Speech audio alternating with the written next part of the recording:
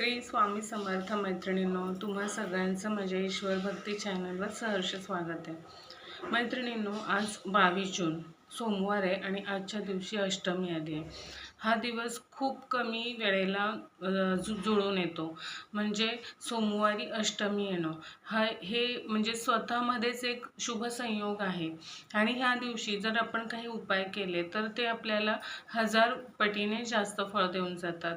तर आजच्या दिवशी तुम्ही फक्त 3 झाडांना स्पर्श करा, त्यांना थोडीशी साखर वाहा आणि त्यांना मनोमन प्रार्थना करा। बघा, तुमची इच्छा पूर्ण होईल, तुमच्या घरात धनधान्य नांदू लागेल, पैशाची आवक वाढेल।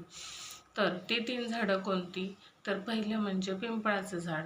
पिंपळाच्या झाडामध्ये साक्षात भगवंतांचा वास असतो, शिवशंभूंचा वास असतो, तसेच नारायणांचा वास असतो, तसेच ब्रह्मदेवांचा सुद्धा वास असतो, त्याचप्रमाणे भगवती आईचा सुद्धा वास असतो। त्यामुळे पिंपळाच्या झाडाला तुम्ही स्पर्श करा, नमस्कार करा, तुमची इच्छा सांगा आणि चिमूटभर साखर तिथे अर्पण करा। त्याच्यानंतर तुम्ही पारिजातकाचं फूल असतं, ते सुद्धा भगवान शिवशंभूंना आणि आपल्या भगवती आईला खूप आवडतं, दुर्गा मातेला, म्हणून तुम्ही पारिजातकाच्या सुद्धा झाडाला स्पर्श करा, नमस्कार करा आणि थोडीशी चिमूटभर साखर तिथे व्हा आणि तुमची इच्छा मागा। त्याच्यानंतर तिसरं झाड म्हणजे आपलं बेलाचं झाड।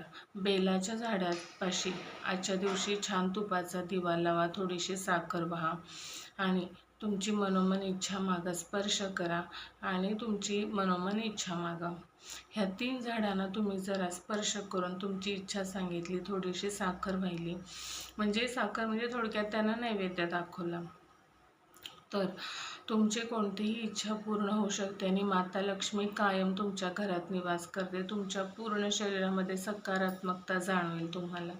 तर हा उपाय नक्की करून बघा। नमस्कार।